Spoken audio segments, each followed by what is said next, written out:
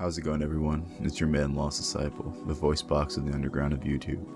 And I have an undeniable truth that I need everyone that watches this video to accept. Button mashing in video games takes skill, regardless if you're playing a fighting game, particularly One Piece Burning Blood, and all you know how to do is press X and throw in the occasional special move, or trying to respawn faster in GTA. The level of button mashing prowess that it takes to do these things is quite immaculate. And ever since the genesis of creation, there were 3 rules that the Most High commanded Adam follow. 1. No screen peeking while playing split screen, unless it's during a co-op and not a PvP game. Rule 2. The mashing of the buttons on the controller shall be forbidden during all forms of gameplay, and doing so shall result in eternal damnation in the deepest, darkest pits of Tartarus. And 3. No PP sleeve. And of course, as we know, humanity broke all these rules. In doing so, it is the reason to blame for the current state of the world we're currently living in. Nigga-twerk memes, and Kratos absolutely demolishing the entire Greek pantheon with just a continual press of the circle button. My most prominent childhood memories are back when video games would have those sequences where you had to mash the buttons on the controller like a deranged lunatic, and my small hands could barely spam the button fast enough to progress, and would have to ask my dad or uncle to help me beat the level. Like back in Ultimate Spider-Man, the best Spider-Man game, should I add, when you had to click the left and right triggers in order to lift a fucking car off of a pedestrian, or when you had to try to pry open the metal doors when Carnage was committing mass genocide on the scientists in the laboratory.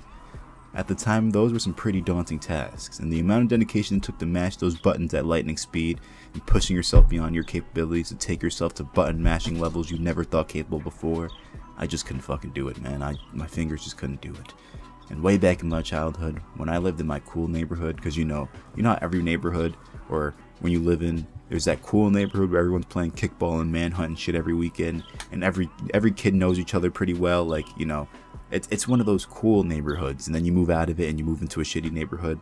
Well, in that good neighborhood, I had a buddy named Clint, and let me tell you, this fucker Clint can mash the buttons so fucking fast. He was known around the block as that guy, and I mean no one could beat him.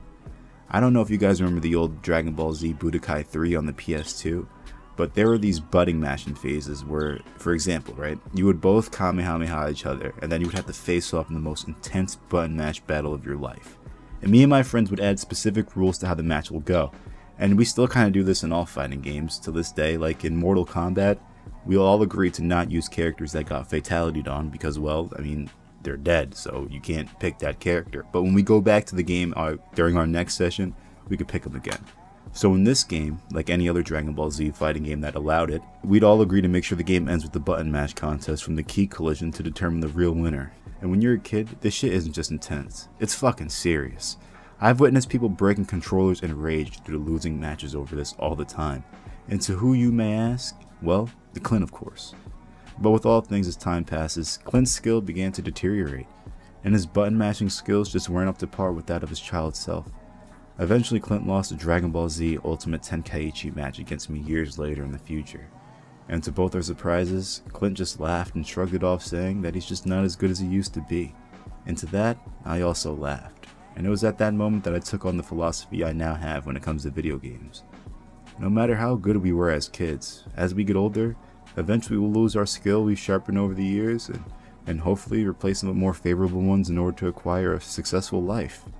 And when it comes to button mashing in general, as often as annoying it is, you know, when you're getting fucking XXX comboed on, there's still some joy to be had when it comes to the button mash cheese.